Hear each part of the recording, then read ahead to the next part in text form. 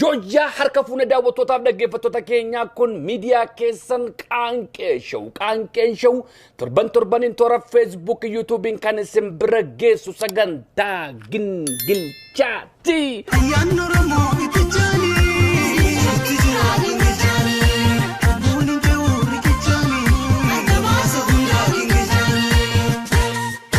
Gingilchaan keenya har'aa marsaa sadaffaadha kan waggaa kana bara 2022 sagantaa guyyaa har'aa qabatee kan isiniif dhiyaate jirnaaltichi keessan kun qaxaleen Habtaamuu Lamuuti. Kanneen sagantaa keenyaaf haaraa taatan YouTube chaanaalii keenya subscribe, like, share gochuun aga xumura sagantaa keenyaatti nu waliin turan afeerraa keenya yeroo hundaati. Ergaan keenya yoo isin tolte yoo warraa hubattan hiriyoota keessaniif dabarsuu raabsuu hin dagatinaa isiniin jenna. Barri haa gingilchuu. Barri haa gingilchuu.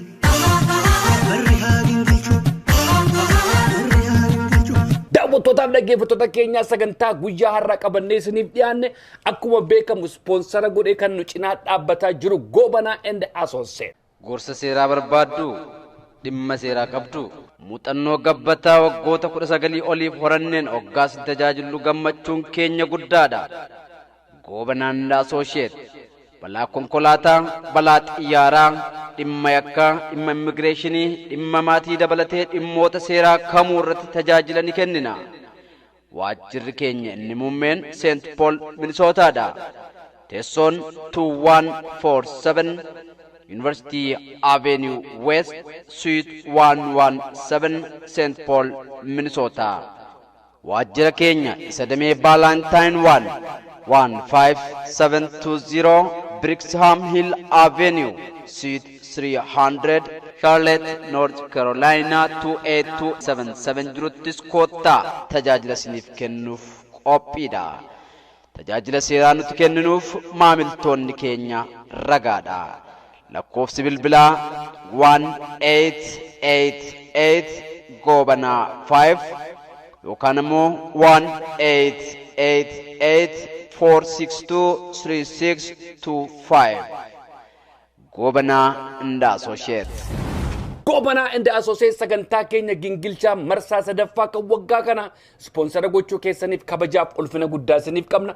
Hawaasni keenya biyya Ameerikaa steeta feetan magaalaa feetan keessa jiraattan dhimma seeraa yoo qabaattan gorsa seeraa yoo barbaaddan Goobanaa and Associates muuxannoo waggaa 19 qaba. Balaa konkolaataa, balaa xiyyaaraa, dhimma maatii, dhimma immigireeshinii yakka kamiifiyyuu balballisaa banaadha. Goobanaa and Associates yoo bilbiltan afaan keessaniin tajaajila argattu. Lakkoofsi bilbilaa 1888 Goobanaa 5 yookiis 1888 46236 Goobanaa and Associates. Barri haa gingilchuu. Barri haa gingilchuu. Barri haa gingilchuu. Barri haa gingilchuu. Daawwattootaaf dhaggeeffattoota keenyaa sagantaa keenya yeroo adda addaa keessatti waamicha isiniif godhaan ture. Miidiyaa keessan Qaanqee Show cinaa dhaabbadhaa, Qaanqee Show jajjabeessaa, gingilchaa jajjabeessaa jedhee waamicha godhaan ture. YouTube chaanaalii keenya gajjallaa dhaxxanii join bakka jedhu sana yoo xuxxanii Qaanqee Show cinaa dhaabbattanii aangoo argattuun jedhee torban kana immoo nama tokko argannee jirra. Nama aangoo guddaa argate, aangoo koloneelummaa nama argatee jira. Maqaa isaa dubbisuun xiqqoo nama rakkisaa. Badruuzimmaan Bakrii nama jedhamudha. Koloneelummaa aangoo argatee jira. Baay'ee si galateeffannaa horii bulii. Ulfaadhu yoo Facebookii qabaatte immoo keessaan naa barreessi. Facebookii kee acceptii si gochuudhaaf qophiidha. Namoota aangoo argatanii Facebook request yoo argatanii yeroodhuma sana isiniif simanna. Miidiyaa kana cinaa dhaabbattanii waan nu jajjabeessaa jirtaniif namoonni bilbilaan nu barreessuun biyya keessaa biyya alaatii namoota baay'een nu jajjabeessaa jira. Baay'een isin galateeffachuu barbaada. Horaa bulaa ulfaadhaa kinoo waggaa ja'affaa keenya qabanneerraa ergan sagantaa Qaanqee Show jedhu jalqabe waggaa ja'affaa koo lakkoofsiseera. Gingilchaan immoo waggaa 2 guutuudhaaf ji'a 2 tafee jira. Yoo Waaqayyoo jedhe guyyaa tokko magaalaa Edmonton kana keessatti immoo hawaasa keenya waliin ni kabajanna. Waggaa 6 miidiyaarra jira. Waggaa 6 waan kana hojjechaa jira. Kino as geenyeerra kana booddeessa jiru immoo Waaqayyootu beeka. Warri hammoonaatti nu cinaa dhaabbachaa jirtan bifa adda addaatiin gargaarsa tekinikii adda addaatiin waan adda addaatiin namoota baay'ee jira. Guyyaa tokko maqaa keessan walitti fideen tarreessee maqaa isin dhaa. Ammaaf garuu walumatti isin galateeffachuun barbaada. Naaf jiraadhaa horaa bulaa. Peace. Barri haa gingilchuu. Barri haa gingilchuu. Barri haa gingilchuu. Daawwattootaaf dhaggeeffattoota keenyaa gingilchaa keenya marsaa sadaffaa kan waggaa kana fudhadhee dhufe totoon hin darbin dura gidduu kana sooshaal miidiyaa kana keessa sirbi buulloo sirba Yoosen Geetahuun artistii keenya kabajamaaf jaallatama akka haaraatti baay'ee o'ee baay'ee taphachiifamaa jira. Waa'ee kana wajjin wal qabatee artistii keenyaaf kennaa laanna jedhanii goofandii wayii banamee jira. Hawaasni keenya biyya alaa biyya keessatti argamtan marta keessaniyyuu artistoota keessan cinaa akka dhaabbattan artist Yoosen Geetahuuniif goofandiin banamee jira. Goofandii kana irratti waan dandeessan akka cinaa dhaabbattan kabajaa guddaan isin gaafanna. Goofandiin kun jalqaba gaafa banamu xiqqoo rakkina wayii argatee ture. Maqaan achirratti ittiin barreeffame Bulloo Awwaard jedhamee ture. Awwaard jechuun waan baay'ee walitti dhufee sana keessa hawaasi gaafa filatu nama tokkotu awwaardii argata. Akkuma filannoo Itoophiyaa filannoo warra bilchiginnaa kana qofaa isaanii filatamanii qofaa isaanii mo'an san akka hin taaneefi kun awwaardummaan sun xiqqoo ageeddaramu jedhee gara waajjira gingilchaattis namoota baay'eetu nu barreessaa ture. Bakka qaamni isaa ilaallatutti dubbannee waliin haasofne. Maqaan Bulloo Awwaard jedhu gara Bulloo Giiftiitti geeddaramee jira. Warri sagantaa kana goofandii kana bantanii yaada namaa fudhatanii immoo yeroodhuma sana geeddartan kabajaaf ulfina guddaa isiniif qabna. Kanaaf obboleessa keenya Yoosen Geetahuun cinaa kennaa isaaf kennamu kana waan dandeessaniin akka cinaa dhaabbattan kabajaa guddaan isin gaafanna. Baratuu gingilchaa. Daawwattootaaf dhaggeeffattoota keenyaa gingilchaan keenya marsaa sadaffaan kan waggaa kana bara 2022 har'a irraa dubbadhu waa'ee artiif artistoota Oromooti. Waa'ee artiif artistoota Oromoo kanarraa wanti akkan dubbadhu na dirqee egaa akkuma sila isiniin jedhee sagantaa gingilchaa argan jalqabee waggaa 2 guutuudhaa fi baatii 2 naafe. Waggaa 2 kana keessa sooshaal miidiyaa kana keessa yeroo baay'een dabarsa. Waan baay'een dhaggeeffadha, waan baay'een sarchii godha yuutuubii kana keessa, feesbuukii kana keessa wantan argu tokko tokkotu baay'ee na qaanfachiise. Wanti kun har'a dhaabbataa, bor dhaabbataa jedhee namoota daddaallee keessa itti barreessaa ture. Namooti baay'een hin dhaga'anii garuu gadi baanee akka haasa'uufan dirqame gingilchaan gola hundumaa keessa geessi. Sababiin har'a waa'ee artiif artistoota Oromoo irraa dubbadhu namoota yuutuubii artistoota irraa yuutuubii intarteeymentii isaan walii galanii irra kaawwatan irraa viidiyoo buusanii yuutuubii mataa isaanii irra kaawwatan osoo waan tokko ittiin qaanfatin ija isaanii ashaboodhaan niqatanii waan artistiin baatii 5 ol itti rakkate horii guddaa itti dhangalaasee yuutuubii irra kaawwate waan argatu sanaan immoo maatii isaa ittiin jiraachisuuf jedhu namoonni qaanii tokko malee achirraa buusanii yuutuubii mataa isaanii irra kaawwatu. Kanaaf artistooti keenya bu'aa bayii akkamii keessa dabarsu gaafa kiliippii hojjetan waan jedhu kiliippii mataa kootiin qabsiisen har'a isinitti himuu barbaade.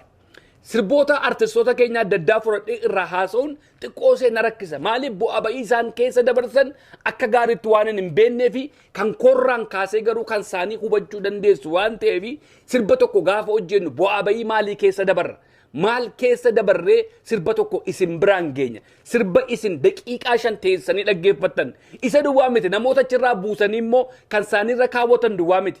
Tokkoon keessan gaafa sirba artistoota keenyaa daawwattan televezyiinii irraa yuutuubii bantanii daawwattan bilbila keessanirraa kompiitara keessanirraa daawwattan daqiiqaa 5 isa daawwattanii sekondii 10f advertaayizimentiin gaafa dhufu iskiippii gootu.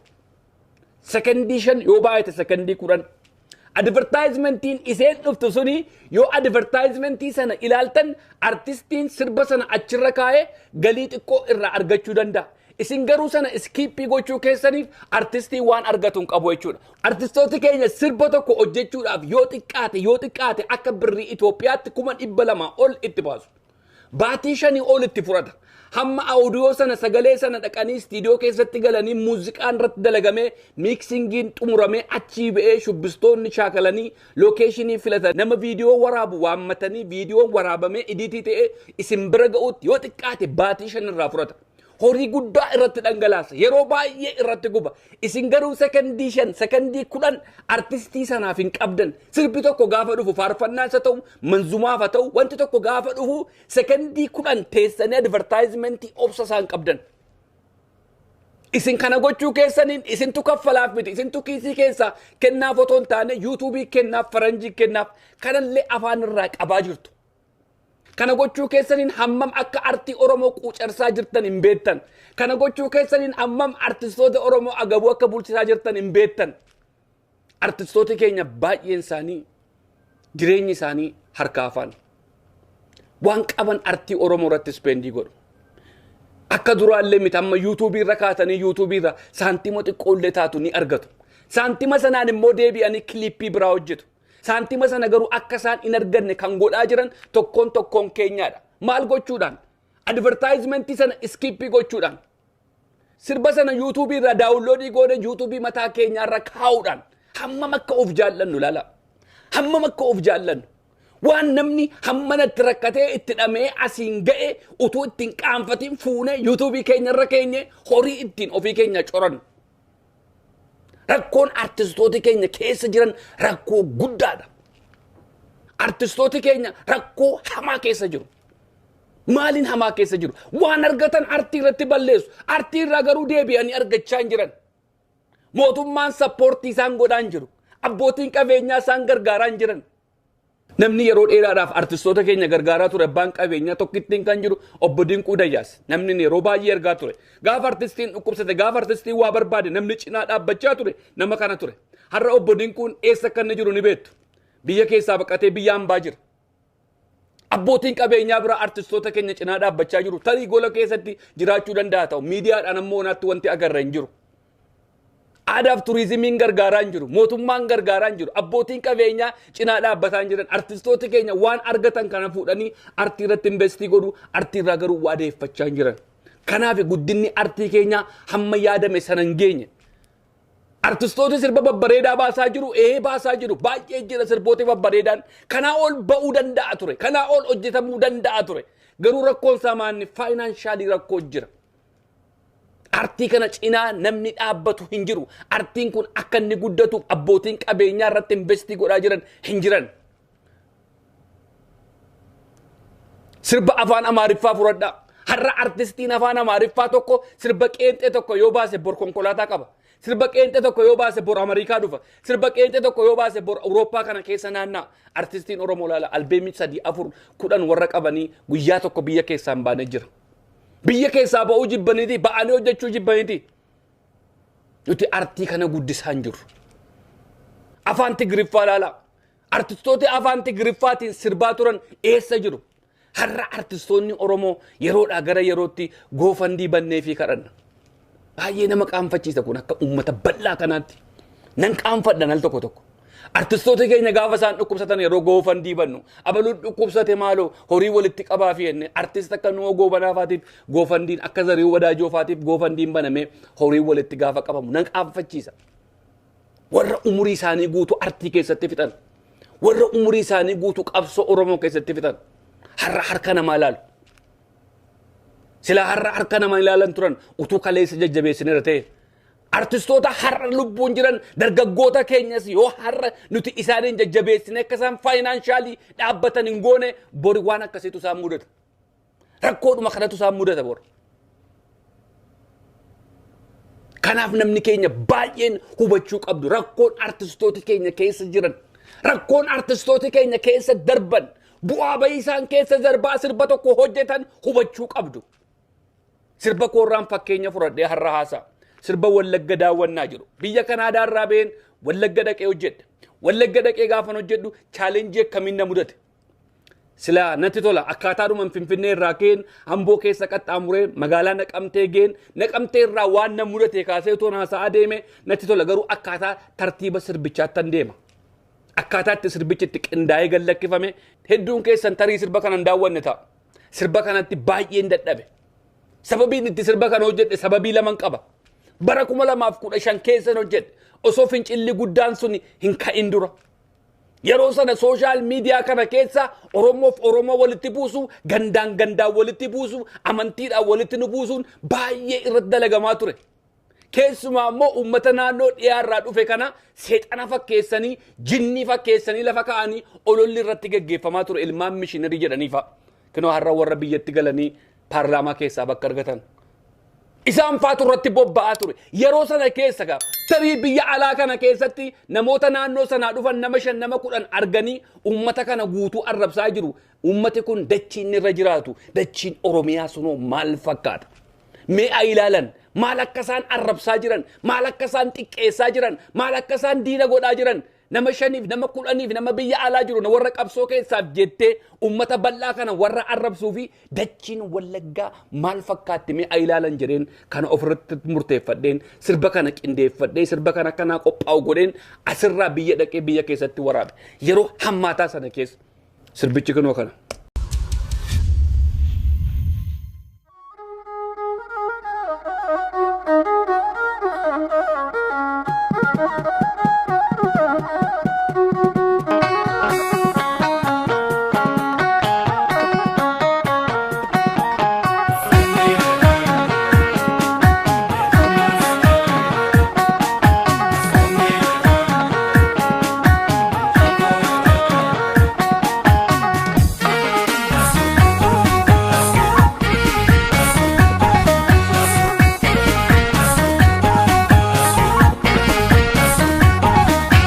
Sirba kana gaa kan inni hojjedhe bara 2015 akkuma sila isiniin jedhee abbaan walaloof yeedaloo namoota lama Henok Georgii fi Bulii Biraanuuti.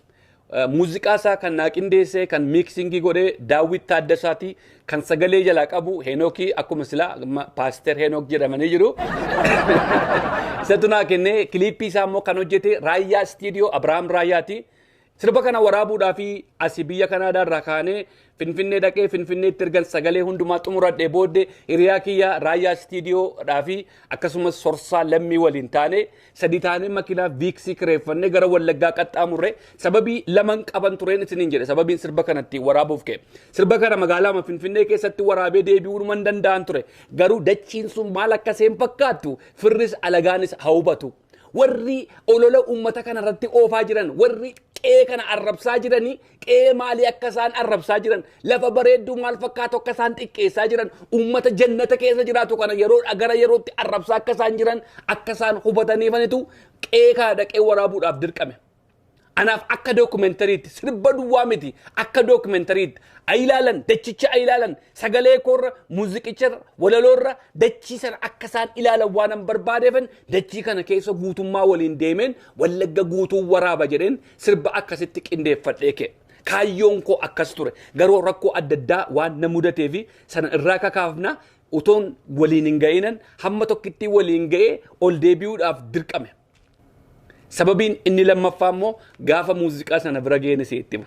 Kinoo kilipicha akkuma jalqabarraa agartanii bakki bareedaan isin argaa jirtan kuni magaalaa Gimbiiti. Hoteela magaalaa Gimbii keessa jiru tokko nan dagadhe maqaasaa ganama ribaa kaanee fooqii gubbaa dhaabbanneeti magaalaa Gimbii ganama suubii kana fakkaatti magaalaan Gimbii baay'ee namatti tolti. Akkasitti waram kun exactly magaalaa keessa magaalaa Gimbii keessa hoteela sana maqaa isaa irraanfadheera hoteela guddaa magaalaa Gimbii keessa jiru achi gubbaa fooqii isa dhumaarra yaabbanneetu ganama anaaf Raayyaa Istiidiyootu kana fudhate. Inni taantanii agartan kun immoo haroo bareedduun kuni magaalaa Kobori lafan dhaladheetti guddadhe haroo kana daannee guddanne har'a reettii daakaa jira mana barumsaa Kobor bira jira haroon kunis anaaf yaadannoo guddaa qaba. Lafeen obboleessa abbaa kiyyaa faallee achi keessa jira warra dargiin giibaa gulaanzaa irraa fidee ajjeese nama lama obbolaa lama achitti ajjeese kanaan dura yaadannoo addaan itti qabaa namoota baay'ee dargiin achitti ajjeese seenaa baay'ee godhame lafa haroo sana keessatti lafti akka xaafii agartan kun immoo gaara boonii gaara Kobor magaalaa Kobor gaara boonii irra gubbaa dhaabbannee gaafa gadi waraabnudha. Bishaan isin argaa jirtan kun immoo bishaan laga dhedheessaati. Laga dhedheessaa sana gaafa naqee waraabuu chaalenjii guddaan na mudate baay'ee waan nama gaddisiisudha. Naannoo sana akkuma geenyeen riizoortii tokko ture. Riizoortii sana dhattee konkolaataa achi dhaabbattee kaameeraa fudhattee waraabbattaa. Riizoortii sana keessaa yoo inni taate karaan biraatti hin deeman hin jiru. Poolisiitu eegaa bishaan dhedheessaa sana gubbaa. Riizoortii sana keessa akkuma walgallee buna keenya dhunnee laaqana keenya nyaannee kaameeraa fudhannee baanuuni warri mana nurkatti arganii kaameeraa waraabuu hin dandeessanii nuun jedhan. Maal akkamitti akka nuun jettu enne gaa'e nun beekanii faarfattoota maleessaa sirbitoota hin beekanii hin didan abbaa manaatti bilbilanii abbaan manaas hin dide kaameeraan waraabamu nuti mana keessa waraabuudhaaf miti lagicha waraabnaa seenaaf waraabaa jirra dookumentariidhaaf barbaanna jennee karaanne birrii Itoophiyaa 3,000 kaffaltan malee waraabdan nuun jeeni birriin 3,000 yeroo sana guddaa ture akka ammaa kana birriin irra kasne doolaariin yeroo sana birrii 15 geeddarama baajeta sana hin qabun ture. Maaliif iddoo mandumaatti horii kaffalaa deemne yoo taane horiinis waan wal nun geenyee fi hin kadhanne hin didanii akka kinoo asirraa agartanii utuma wallolluun dhaqee dhagaa gubbaa dhaabbadhee sekendii muraasaa fi waraabe sana booda poolisii nutti waamanii achii nu baasanii akkasittiin achii deemne. Kinoo bakka amma argaa jirtan kun immoo lafi ijoolleen itti shubbisu naannoo magaalaa Gimbiitii gaarra abbaa seenaas jira. Bakki muuzii kun immoo magaalaa Najjooti. Bakka kanattis immoo chaalenjii addaan na mudate. Kun magaalaa Najjooti. Magaalaa Najjoo erga gallee booddee ijoolleen shubbistoota magaalaa Gimbiitti kan waliin shubbisaa turre achitti afanii magaalaa Najjoo gallee lafa siree qabanne kanarraa lafa viidiyootti waraabuu dandeenyu lafa saawwii baay'ee itti argamtu jennee lafa darabaa gaafa gaafannu kan abbaa qabeenyaa tokkooti maqaa isaanii hin dha'u bakka sana ijoolleen nu geessanii konkolaataa fudhannee dhannee bakka sanatti gaafa waraabbachuuf jennu achittis nu ari'an. Isheeduma xiqqoo kana waraabbanne saawwa baay'ee ture saawwa waraabdan nuun jedhanii muuzii kana keessa xiqqoo see waraabbanne nu baasan achi horii kaffalaas nuun hin jenne waraabuu hin dandeessan nuun jedhanii rakkoo guddaatu jira achi naannoo sana keessa maaliif sirbitoota kana baay'ee hin beekanii baay'ee waan nu hin beekneefi waan biraatiif waraabnutti fakkaatu amma faarfattoota ta'e waan tokko rakkoo hin qabu ture. Chaalenjii hedduu akkasii keessa dabarree uleedhumaan nutumuuf ka'anii achii baanee baqannee sokkine. Magaalaa Najjooti kun. Dhummee lagaa yedurbee naqamte ergumaan si argee lubbuun naagamte as qommee lagaa durbeen caalaa gimbi mudhii koo qabaddu asiqinaan sirbi as qommee lagaa yedurbee qeellame eessattan si argaa toona beellame.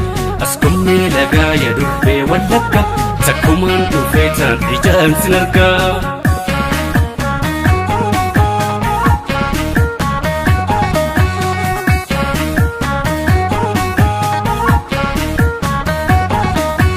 Intalli ishee bareedduun kun intala kooti.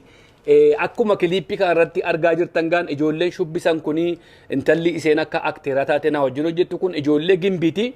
Gimbiin fuula bareedaa qilleensa bareedaadhaan nu simate baay'ee namatti tola baay'een itti gammadee uummata naannoo Gimbii waan tokko rakkoon nu mudannee bakka dhanne hundumaatti akka barbaanne shubbisnee dirree babbareedaa gubbaarratti waan bareedaa hojjennee namni nu gaafate hin jiru. Bulchiinsi Wallagga Dhiyaa akka carraa ta'e guyyaa sana magaalaa sana hin turre walgayiidhaaf Adaamaa turanii isaanitti bilbilaan gaafattimanii shufeerii isaanii daannoo nama jedhamu nu iyyamsiisanii konkolaataan nu kennamee bakka barbaannetti dhannee waraabaa turre ijoollee hawwisoo jorgoo walal kanas huccuu aadaa isaan uffatan meeshaalee adda addaa aadaaf turizimii Wallagga Dhiyaa galateeffachuun barbaada meeshaa barbaadnu hundumaa itti kennanii akka ijoolleen nu wajjin shubbistan ijoolleen nu barbaadanii nu bilbilanii baay'ee nu gargaaranii akka gaariitti nu simatanii ummati naannoo sanaa bakka dhanne hundumaatti kiliippii waraabuudhaaf magaalaa keessa deemnee waraabuudhaaf rakkoon tokko nu mudanne bulchiinsi naannoo sanaas ta'e ijoolleen hawwisoo kanas baay'ee galateeffachuun barbaada haala bareedaadhaan nu simatan magaalaa Gimbii keessatti Gimbiin qilleensisees hawaasisees baay'ee namatti tolti. Egaa kiliippii kana keessa bakka adda addaa lafin qofaa dhaabbadhu yeroodhuma karaa deemaa turre sana konkolaataa mataa keenya viksii xiqqoo tokko kireeffannee ittiin deemaa turre waan ta'eef gaara abbaa seenaa keessas kinoo dhaabnee waraabaa turre bakka dhannu hundumaatti bakka nutti bareedu hundumaa dhaabnee waraabna. Lafa garuu horiin faa jiran lafa bunni faa jiran keessa uummata xiqqoo nu iyyamuu hin dandeenye malee caakkaa keessa akka garaa keenya waraabbachaa turre magaalaan amma agartan kun immoo magaalaa Gimbiiti. Magaalaan Gimbii baay'ee namatti tolti baay'ee itti gammanneerra mee sirbichatti immoo sin deebisa. Beegii buutee kuburmaaf hin deemne lafa seenaa maaliif hin daawwanne gandabdurra hin shaambal goobanaan cootee nyaanna buna galaa darraa keenya baana abdurrahiim nama seenaa galma dhugaaf du'e jaalalaaf tokkummaa nuuf qara'e achi kaanee Wallaggaa guutuun waliin daawwanna seenaa dhalootatti dabarsina. Beegii buutee koburmaaf hin deemne lafa seenaa jedha kobur lafa seenaati. Egaa sila jalqaba gaafa galurraa sirba kana hojjechuuf waan na kakaase waan lama jira. Ergaan qabiyyee inni qabus waan lamas keessatti tokkoffaan sila siniif dubbadheera inni lammaffaan walaloo kana keessatti waan an jedheera. Beegii buutee maaliif kofor hin deemne ganda Abdurrahiim Mahammad shaambal goobanaa jechuu fi Abdurrahiim Mahammad gootota duriitii fi gootota jabana keenya keessaati. Shaambal goobanaan qaqqabne shaambal goobanaan bara Haaruun Sosoo keessa osoo addi bilisummaa Oromoo naannoo sana keessatti hin ijaaramin socho'uu hin jalqabin dura warra fincilanii dargii irratti fincila kaasaa turan keessa seenaan isaanii guddaadha. Waa'ee beegii gaafa ka'u waa'een shaambal goobanaa duukaa ka'a. Shaambal goobanaa nama seenaa guddaa qabudha. Nama hawaasa keenya biratti baay'ee jaallatamuudha. Goota guddaadha isaan bira waan hin geenyeef ijoollee isaanii malee isaanii hin beeku seenaan isaanii garuu seenaa boonsaadha waa'een isaanii kun baay'een hin dubbatamu kan isaanii duwwaas immoo miti Abdurrahim Muhammad namni jedhu namni ani qaamaan beeku waraana bilisummaa Oromoo keessa yeroo dheeraadhaaf ture gootummaa nama qabu Abdurrahim Muhammad seenaan isaa kun yeroo baay'ee hin dubbatamu Abdurrahim waan baay'ee hojjete Wallagga keessatti keessumaa naannoo Begii keessatti bara dargii irraa kaasee bara wayyaanee keessa osoo jaalle laggasaa wagiifaa naannoo sana keessatti in ijaaramin dura nama waraana mataa isaatii qabaatee ijaaramaa ture harka wayyaaneetti wareegame kanaafan seenaa kana kaasuu na barbaachiseef Kobor Begiin qondaalli bakka seenaati bakka sana dhaxxanii maaliif hin daawwattan jedhee akkuma sirba koo keessatti jedhe sana har'as naannoon sun naannoo seenaati naannoon sun har'a yeroo amma dubbannu kana keessatti naannoo waraana bilisummaa Oromootiin bulaa jirtudha gootota baay'eetu keessaa ba'e qaroo baay'eetu keessaa ba'e gootota baay'eetu aarsaa ta'e naannoo seenaa guddaa qabdu waan ta'eef naannoo sana maqaa dheen naannoo sana keessatti dhaladhee guddadhe waan ta'eef waan baay'ee waan argaa guddadhe gootota qaqqaalii akka Abdurrahim Muhammad faa akka Kamaal Qalbeessaa faa Siddiq Umar faa baay'ee isaaniitu jiru kumaatamatu jiru warra kanan faarsuudhaa fi Abdurrahim Muhammad irraa jalqabee jechuudha viidiyoo akkuma argaa jirtanii magaalaan kun magaalaa Begiiti ispaaltiin isaan bareedu magaalaa Begii kuni inni gubbaa dhaabbannee gad ilaallu kun magaalaa Kobor lafa itti dhaladhee guddadheera kinoo ispaaltiin kun mana keenya fuuldura magaalaan Kobor kana fakkaata mana Shaambal Goobanaati inni qalamii biluu dibamee jiru suni kinoo magaalaa Koborii bakki bareedaan kun mana keenya fuuldura ispaaltiin kuni mudannoo addaa tokkotu na mudate gaa magaalaa Kobor keessatti konkolaataadhaan dhumne siniin jedhee konkolaataan keenya magaalaa Begii seenuu waan hin dandeenyee fi najjoo gubbaa dhaabne najjoorraa karaa Jaarsoo Baabboo Gambeel konsornii keessa baane Shimaltokkee keessa baaneeti kan Begii dhanne konkolaataa ummataatiin deemne baasiidhaan deemne akka garaa keenya dhaabnee waraabuu hin dandeenye bakka babbareedaa baay'ee ture baasiidhaan turre waan ta'eef waraabuun carraa isaan arganne magaalaa Begii geenye magaalaa Begii keessatti ganda Shaambal Goobanaa waraabbannee magaalaa Kobor dhannee magaalaa Kobor maatii Koboran naqee achi bullee ganama viidiyoo waraabuudhaaf gaafa gadi baanu bulchiinsi poolisii natti ergee na waame magaalaa Kobor keessa waan iddoo biraatti na mudanne waan addaan na mudate bulchiinsi gaafa na waamanii namoota meeqaa wajjin dhufte maaliif waraabuuf deemta gaaffii baay'ee na gaafatan maaliif waan akkasii na gaafattu kinoo Wallagga dhiyaa bulchiinsa magaalaa Gimbii keessatti konkolaataan nu kennamee nu gargaaranii nu cinaa dhaabbatanii magaalaan keessatti dhaladhee guddadhe magaalaa maatiin koo keessa jiru annuurri koo keessatti awwaarame keessatti gaaffii akkasii maa na gaafattu jedhanii fennaan seeraan nuun jiran nama meeqaa wajjin akka dhufne maaliif akka dhufne guyyaa meeqaaf akka turre viidiyoo kana maaliif akka waraabuun nu barbaachise hunda kana waajiratti na waamanii waajiratti ijoolleedhuma biyyaatti bara wayyaanee sana keessa akkan gabaasu na godhanii achitti waraabbannee guyyaa 4 achi magaalaa sana keessa turre bakka waraabbachuu qabnu hundumaa waraabbannee turre ganna achirraa kaanee gaan tiraanspoorteeshiniidhaanii magaalaa Baambasii dhanne sirbichattinis hin deebisa. Askummee lagaa yedubbee naqamte ergumaan si argee lubbuun naqamte askummee lagaa dubbeen saala gimbi mudhii koo qabaddu asiqinaa sirbi askummee lagaa yedubbee qeellame eessattaan si argaa toona beellame askummee lagaa yedubbee Wallagga takkumaa dhufeetaan ijaan sin argaa. Baay'ee namatti tola yaadannoo baay'een qaba sirba kana keessa egaa sirba kana keessa darbeen lookeeshinii bakka itti waraabne seentimuu barbaada akkuma sila siniin jedhee magaalaa Gimbii kinoo bareedduu kana naqamtee haala bareedaadhaan waraabne magaalaa Gimbii keessatti baay'ee nutti toleera egaa magaalaa Kobor irraa kaanee Baambasii dhufne Baambasii geenye Baambasii irraanii akka carraa mandii waraabuun dirqama waan ta'eef goorii waraabuun dirqama waan ta'eef orro jirruu qilxukaarraa waraabuun dirqama waan ta'eef Baambasii dhufnee geenye Baambasii gaafa geenyu rakkoo biraan nu mudate konkolaataan keenya magaalaa Najjoo jira nama 3 taanee tiraanspoorteeshiniidhaan dhufnee Baambasii geenye Baambasii gaafa geenyu horiin fudhannee dhufne hundumaa nurkaa dhume galgala lafa bullu dhabne waan nyaannu dhabne horii ittiin magaalaa Baambasii irraa konkolaataa yaabbannee ittiin Najjoo geenyu dhabne galgala sana lafa bullu dhabne akka carraa raayyaa istiidiyoon magaalaa Baambasiitti dhalatee guddate waan ta'eef ijoollee achi beeku akka isaan siree nuu qaban godhee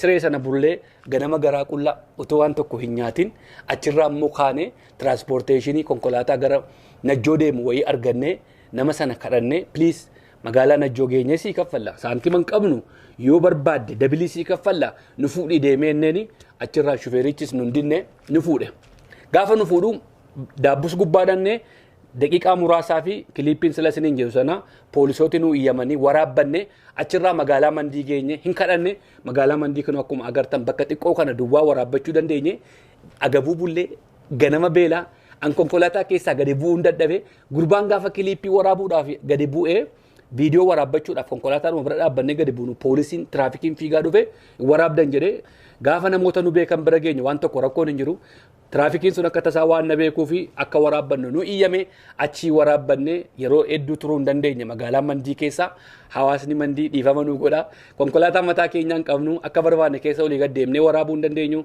akkuma sila siniin jedhes rakkoo adda addaa ture achirraa immoo kaanee magaalaa qilxukaarraa sadhannee qilxukaarraa keessas sekondii muraasaaf dhaabbannee waraabbanne goorii keessa dhaabbannee waraabbanne magaalaa najjoo geenye jechuudha magaalaa najjoo konkolaataa keenya bira geenye achirraa kaanee magaalaa gimbii dhannee magaalaan gimbii jalqabuma haala bareedaadhaan waan nu simattee fi magaalaa gimbiitti ol deebinee guyyaa muraasaaf achi turre viidiyoo keenya bakka adda addaatti deemnee waraabbachaa turre silaa akka barbaanne olii gadi keessa deemnee waraabuudhaaf kan ture dambilalloo dhuquudhaaf kan turre naannoo horroo shaambuu kana keessa deemuudhaaf kan turre kaansilii goone tokkoffaan horiinis nurkaa dhume rakkoo adda addaan nu mudate konkolaataan keenya immoo xiqqoodha dambilalloo yeroo sana aspaaltiin hin xumuramne achi dhaquu hin dandeenyu hin hafne jechuudha sila sagantaan keenya inni guddaan Wallagga guutuu keessa deemnee waraabuuf.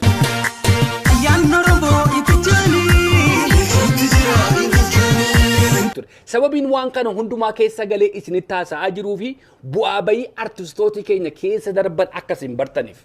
Garuu gaggabaabseedhuma waan baay'ee haasoo waan hin barbaanneef isiitti malee masaraa kumsaa morodaa keessatti maal akka nu mudatetu jira iddoo adda addaa keessatti maal akka nu mudatetu jira bakka adda addaatti ari'atamuu dhaamuu beela'uu waan baay'ee keessa dabarra ani gaan biyya Kanaadaa biyya qaroome biyya hojjetanii jiraatan keessaa ba'een rakkoon kun na mudate artistooti biyya keessa jiran immoo maal keessa akka isaan hojjechaa jiran isin mataan keessan tilmaamuu dandeessu. Artistooti keenya waan baay'ee rakkatanii waan baay'ee irratti dhamaanii sirba isin biraan ga'u sirba kana gadi buustanii yuutuubii keessan keessa warri keessan baay'ee akkasin qaanfattaniif kan hundumaa haasa'a. Warra immoo sekondii 10 advertisement ilaaluudhaaf iskiippii gootan ilaala waan artistiin keessa darbu. Rakkoon kun gaggabaabseen isiitti hime haasaa isiitti baay'isuu hin barbaanne. Kanarraa kaastanii warra kaaniif hubachuu dandeessu. Kana keessa dabarree sirba hojjenna. Har'a sirbi kun hamma yaada in ilaalamne view baay'een qabu maaliif namoota adda addaatu fuudhee yuutuubii isaarra kaa'ee jira tokko tokkoon dhaxxeetti barreessitee maal jettee nama qaanfachiisa yuutuubii wal jalaa cufsiisuunis immoo na qaanfachiisa callisdee dhiisna rakkoo akkasii keessa dabarra artistoota keessan cinaa dhaabbadhaa artistoota keessan jajjabeessaa abbootiin qabeenyaa jajjabeessaa gaafa kana hojjennee maal jennu waan quufnee nutti tolee yerootti afaan nu gogee afaan socho'uu dadhabnu faatu jira. Bishaan faadhamne yeroo waan kana hojjetu. Dhugaa waan tokko itti guutee isin goyoomsuudhaan miti. Magaalaa Baambasii irraa kaanee haga Najjoo geenyutti baay'ee rakkanne. Magaalaa mandii keessa dhaabbannee aannan burcuqqoo tokko dhuguu dadhabne saantima hin qabnu waan ta'eef. Gadi baanee karannaa. Kun hundumaan maan artii Oromootiif. Warra achi keessatti shubbisan kana, warra muuziqaa taphatan kana, warra maal godhan kanaaf horii kaffalama. Konkolaataatu jira, maaltu jira, hoteelatu jira. Hamma kana keessa hojjennee asiin geenya kan akkasin hubattanii artistoota keessaniif kabajaa laattaniif abbootiin qabeenya artii Oromoo irratti akkasin investii gootaniif artistoota keenya seenaa hojjechaa jiru artistoota keenya amma danda'an hojjechaa jiru nuti immoo artistoota keenya cinaa dhaabbannu artistoota keenya ajajjabeessinu YouTube chaanaalii isaan qaban subscribe hagoonuuf YouTube isaanii irraa viidiyoo fuunee kan keenya irra hin kaa'in Facebook irra hin kaa'in cinaa dhaabbadhaa gargaaraa. Kun aadaa keessan, kun afaan keessan, kun eenyummaa keessan. Yeroo artistiin tokko sirba tokkotti gammadu sirba biraa hojjeta. Sirbi tokkotti gaafa itti tolee waarraa argatu sirba biraa hojjeta waan ta'eef jajjabeessaa. Maqaan keessan akka dhaamu hin barbaanne, amantii keessa warri jirtan, poolitikaa keessa warri jirtan, harka lafa jalaan artistii keessan gargaara. Cinaa dhaabbadhaa rakkoo baay'ee keessa as ga'uusaan.